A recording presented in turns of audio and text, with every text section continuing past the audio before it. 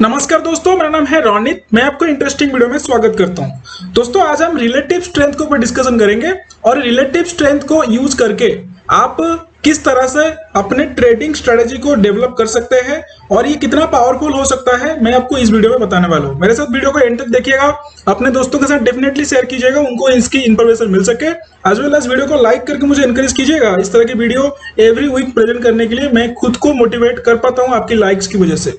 Anyway, तो हम relative strength को समझ लेते हैं।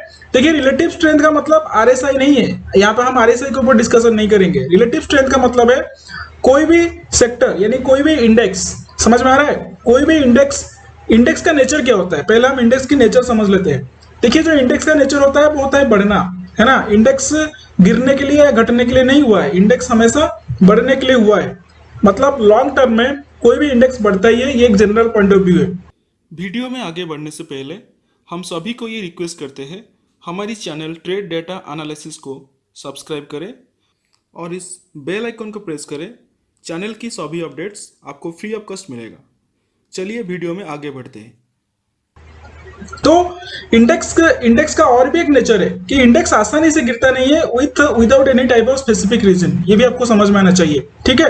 तो इंडेक्स आइदर साइडवेज रहेगा या बढ़ेगा, ये इसका एक बेसिक सा नेचर है। और जो हेवी क्रासेस होता है वो एवरी 10 ईयर्स में होता है, और वो किस तरह से होता है, उसका एक न्यूज बेसिस होता है या कोई ग्लोबल क्राइसिस होता है, उस तरह की चीजों में होता है। तो हमें क्या चाहिए, तो हम ये दोनों चीजों को यूज करेंगे। वीडियो को थोड़ा सा ध्यान से देखिएगा। हो सकता है थोड़ा सा कॉम्प्लेक्स हो, लेकिन आप अगर ध्यान से देखेंगे, बार बार देखेंगे, आपको डेफिनेटली समझ में आ जाएगा मैं आपको क्या बताने की कोशिश कर रहा हूं। बहुत ही इंपॉर्टेंट कॉन्सेप्ट बता रहा हूं, वीडियो को ध्यान से देखिएगा। तो ये दोनों जो चीज है ना, इंडेक्स के एक बेसिक सा मूव होता है, आइदर साइडवेज रहेगा या ऊपर की तरफ बढ़ेगा, ठीक है। तो इंडेक्स जब साइडवेज रहता है तब क्या ये ऐसे ही साइडवेज रहता है? नहीं। इंडेक्स में जो बहुत सारे स्टॉक्स होते हैं वो कुछ स्टॉक्स ऊपर बढ़ते होते हैं और कुछ स्टॉक्स नीचे गिरते होते हैं या कुछ स्टॉक्स साइडवेज रहते हैं। इसके चलते इंडेक्स साइडवेज रहता है ना। तो हम इसी को यूज करेंगे। हम इंडेक्स जब साइडवेज रहेगा या ऊपर की तरफ बढ़ेगा, यानी इंडेक्स में एक पॉजिटिविटी होता है, तो उसको हम कैसे पहचानेंगे? हमें रिलेटिव स्ट्रेंथ से वो समझने के लिए मिलेगा। यानी जो भी स्टॉक्स का रिलेटिव स्ट्रेंथ बेटर होगा इंडेक्स से, रिसेंट डेज में हम कंपेयर करेंगे। मैं आपको आज जाके स्कैनर एंड स्ट्रेटेजी दोनों दिखाऊंगा, अभी आपको बेहतर तरीके समझ में आएगा। तो आप थोड़ा सा बेसिक समझ लीजिए। जो भी यानी इंडेक्स में जितने भी स्टॉक्स होते हैं उनमें से कुछ स्टॉक्स डेफिनेटली उस टाइम पे बुलिश होंगे और वो इंडेक्स को गिरने नहीं दे रहे होंगे। ये आपको समझना है। समझ में आ रहा है आपको? यानी इंडेक्स जब साइड, फिर से बता रहा हूं, इंडेक्स जब साइडवेज रहता है तो डेफिनेटली उसमें से कुछ स्टॉक्स ऐसे हैं, इंडेक्स में बहुत सारे स्टॉक्स होते हैं, कुछ स्टॉक्स ऐसे हैं कि वो इंडेक्स को गिरने नहीं दे रहे हैं, है ना। और कुछ स्टॉक्स गिर भी रहे हैं, तो हम गिरने वाले स्टॉक्स में क्यों अपना निवेश करें? हम इंडेक्स जब साइडवेज रहेगा या ऊपर की तरफ जाएगा, हम जो स्टॉक्स उस टाइम पे इंडेक्स को, ये जो बेसिक साइडवेज है या जो ऊपर की तरफ जा रहा है, उसको मतलब कंसिस्टेंसी उसमें रखने के लिए जो स्टॉक्स मेन रोल प्ले कर रहे हैं, हम उसमें निवेश करेंगे। वेरी सिंपल प्रोसेस, ठीक है। समझ में आ गया आपको? तो आप थोड़ा सा रिवाइड करके देखेंगे तो बात समझ में आ जाएगा। चलिए हम डायरेक्टली स्ट्रेटेजी में चलेंगे। और ये फाइंड आउट करना इतना आसान नहीं है। यानी देखिए, हमें लेफ्ट साइड पे निफ्टी 50 की इंडेक्स को लगा के रखा हुआ है और इसमें एक बॉलिंजर बैंड की इंडिकेटर लगाया हुआ है। जो क्यों लगाया है मैं आपको बताऊंगा, स्ट्रेटेजी का एक हिस्सा है।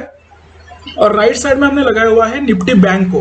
तो आप इसमें क्या कह सकते हैं कि निफ्टी बैंक, ये निफ्टी 50 जो बढ़ रहा है, निफ्टी बैंक का इसमें बहुत बड़ा सा रोल है। आप ये कह सकते हैं ये जो दो कैंडल बने हैं, ये दो कैंडल में डेफिनेटली, ये जो दो कैंडल है इसमें निफ्टी बैंक का रोल है। लेकिन ये जो 4 कैंडल बने हैं इसमें ऑब्वियसली ये 3 कैंडल में इसका कोई भी रोल नहीं है, क्योंकि ये बढ़ा हुआ है और ये तो साइडवेज है ना। तो हमें उस वाले स्टॉक्स में, ये तो इंडेक्स टू इंडेक्स में कंपेयर कर रहा हूं, उस वाले स्टॉक्स में हमें पता लगाना चाहिए कि कौन से स्टॉक इंडेक्स को गिरने नहीं दे रहे, यानी साइडवेज रह रहा है या ऊपर की तरफ जा रहा है, तो हम उसमें अगर निवेश करेंगे। और एक इंपॉर्टेंट चीज, हमें हमारी जो इंडेक्स है कुछ बेसिक पॉइंट ऑफ व्यू से वो बुलिश, मतलब उसमें एक बुल भी होना चाहिए ऐसा। तो मैंने एक बेसिक सा पैरामीटर डिफाइन किया हुआ है, वो मैं आपको स्ट्रेटेजी जब एक्सप्लेन करूंगा आपको मैं बताऊंगा। आपको पहले ये समझ लीजिए, ठीक है। चलिए हम डायरेक्टली एक स्कैनर में चलेंगे, हम दो पार्ट में चीजों को देखेंगे। पहला स्कैनर में देखेंगे कि सेक्टोरियल वाइज कौन सा सेक्टर रिलेटिवली स्ट्रेंथ दिखा रहा है इंडेक्स को साइडवेज या ऊपर की तरफ रखने के लिए कंपैरेटिव टू द इंडेक्स। कौन सा सेक्टर, इंडेक्स मतलब मैं निफ्टी 50 की बात कर रहा हूं, यहाँ पर कौन सा सेक्टर उसको गिरने नहीं दे रहा है, मतलब वो बेटर परफॉर्म कर रहा है या आउट परफॉर्म कर रहा है निफ्टी 50 को। तो उससे हमें पता लग सके कि यह सेक्टर में से कुछ स्टॉक्स ऐसे हैं जो कि बहुत ही बढ़िया परफॉर्म कर रहे हैं, तो हम उसमें इन्वेस्टमेंट करेंगे। और वो स्टॉक से एग्जिट भी कैसे करना है मैं आपको स्ट्रैटेजी में भी बताऊंगा।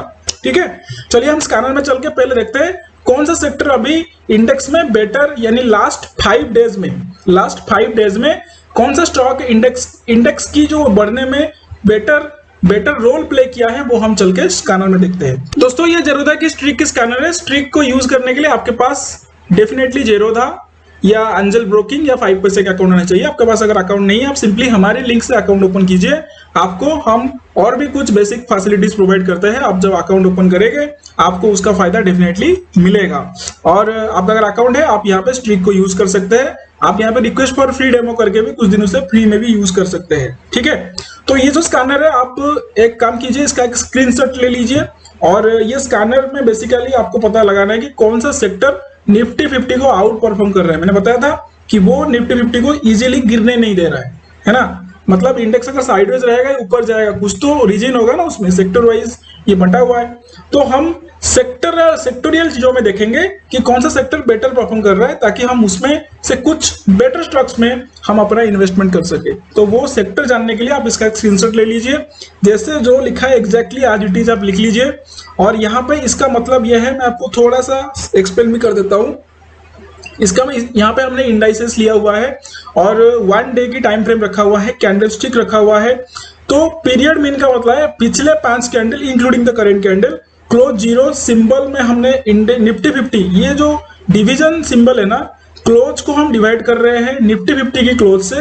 और वो जो पीरियड मीन है यानी 5 दिन की जो डिवीजन है उसका जो मिनिमम वैल्यू है minus close 1 symbol Nifty 50, similarly उसको हम देख रहे हैं पिछले कैंडल से कंपेयर कर रहे हैं, और जो कि जीरो से बेटर होना चाहिए। हो सकता है थोड़ा सा कॉम्प्लेक्स हो, आप आज इट इज लिख दीजिए, या इसको अगर बेटर वे में समझना है तो आप डेफिनेटली स्ट्रिक की जो टीम है वहां पे कांटेक्ट कर सकते हैं। इसका मतलब साफ है कि पिछले 5 दिन में कौन सा इंडेक्स निफ्टी 50 को आउट परफॉर्म किया हुआ है। Very simple fundamental. ठीक है, तो यहाँ पे मैंने इसका नाम लिखा है रिलेटिव स्ट्रेंथ सेक्टर, और स्कैन एंड सेव में जब क्लिक किया तो यहाँ पर आपके सामने रिजल्ट है पावर इंडाइसेस, यानी पावर सेक्टर इसको बेटर परफॉर्म कर रहा है, ये स्कैनर ऐसा बता रहा है। ठीक है, तो सेक्टर में तो आप इन्वेस्टमेंट नहीं कर सकते, सेक्टर में से जो स्टॉक्स बेटर परफॉर्म कर रहे हैं आपको उसमें से इन्वेस्टमेंट करना चाहिए। ठीक है, तो आप पावर सेक्टर में डिटेल्स में, पावर सेक्टर में कौन से स्टॉक है आप सिंपली गूगल कर सकते हैं, आपको मिल जाएगा। बहुत सारे स्टॉक आप ये सेम टू सेम स्ट्रेटेजी में लगा सकते हैं। यहाँ पर मैंने एक बेसिक सा पैरामीटर रखा हुआ है, देखिए मैंने ये जो 10 स्टॉक्स रखा हुआ है, ये जो 10 स्टॉक्स है वो एग्जैक्टली क्या है कि ये जो 10 स्टॉक्स है ये निफ्टी 50 की टॉप 10 स्टॉक्स है। तो जो टॉप 10 स्टॉक्स है वो उसमें 100 क्वांटिटी रखा हुआ है। और यहाँ पर मैंने पहले जो लाइन लिखा हुआ है कि close zero Nifty 50 close zero higher than 20 SMA। मैंने यहाँ पे आपको बॉलिंजर बैंड दिखा के मैंने आपको बताया था, बॉलिंजर बैंड की जो मिडिल बॉलिंजर जो बैंड होता है वो सिंपली 20 SMA होता है। ठीक है, तो 20 SMA के ऊपर हायर हाई क्लोजिंग मुझे चाहिए, यानी जब हम इसमें सर्च करेंगे तब ये कंडीशन होना चाहिए, अदरवाइज हमें ट्रेड नहीं लेना है, क्योंकि हमें पहले जानना है कि आइदर ये साइडवेज रहने वाला है प्रोबेबिलिटी या ऊपर की तरफ जाने वाला है, ये हमें समझना है। तो यहां से पता हम लगा लेते हैं कि ये साइडवेज या ऊपर की तरफ जाने के लिए जा रहा है। ठीक है, मतलब थोड़ा सा इंडिकेशन ये दिखाता है। उसके बाद मैंने सिंपली वही स्कैनर वाला लिख लिया कि क्लोज जो निफ्टी 50 से मैंने डिवाइड किया, ये जो टॉप 10 स्टॉक्स है, आप सिंपली यहाँ पे पावर सेक्टर का भी डाल के देख सकते हैं।